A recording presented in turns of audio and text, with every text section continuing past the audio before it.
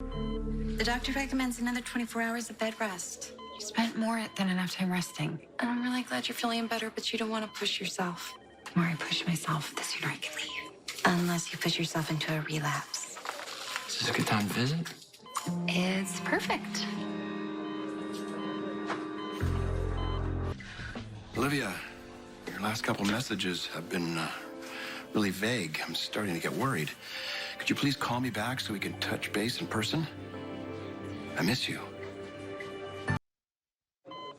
Doctors are advising that I stay an additional 24 hours, and I'm choosing not to take their advice. If you're worried about the bill, I can cover you. In case you don't want to get your family involved. That's sweet, but it's not a question of money. This is about me. I can't stay cooped up here much longer. Michael, hey. Excuse me. Everything okay? My mom called. It's Mike. He doesn't have much longer. Ned, how are you? But more importantly, how's BrookLynn? You know, I felt absolutely horrible about what happened to her in my dressing room of all places at the nurses' ball telethon. Just horrific. I sent her a very big, beautiful, expensive bouquet of flowers, and I was actually going to stop by and see her. But you know, I had second thoughts. I thought probably she just needed more space to be with her family. Anyway, all of us at Deception are certainly wishing her a speedy recovery. Well, I will do my best to relay your well wishes. She's getting better every day. I sincerely mean it, then. That is truly wonderful.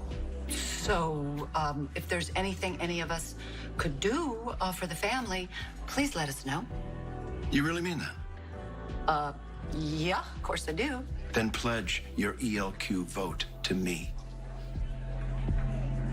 No, I pledged my vote to Valentine because he backed Deception. Well, things change. Vote with me. ELQ will back you in case Valentine pulls out of Deception. Wow, so tempting.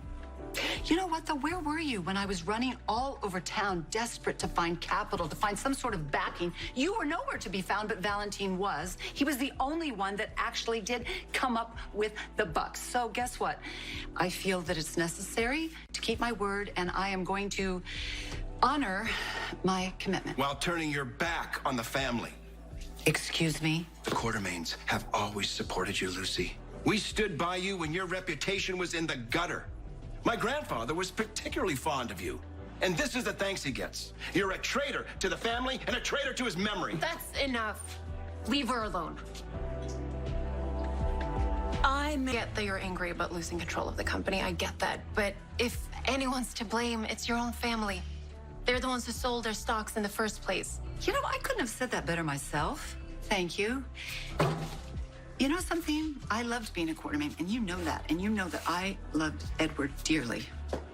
But you also know he was tough, and he was shrewd, and he also was absurdly practical. So I know deep in my heart, he would have known why I did exactly why I did it when I did it.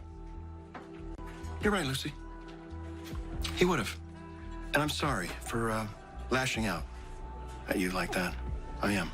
I mean, your 1% only mattered because the family members controlling the other 50% sold out. Okay, apology accepted, I guess. And I'm sorry for your setback, but I'm sure it's only temporary because given ELQ's illustrious history, they always bounce back on their feet, and somehow you Quartermains always do get that company back, don't you? So, speaking of companies, I gotta go.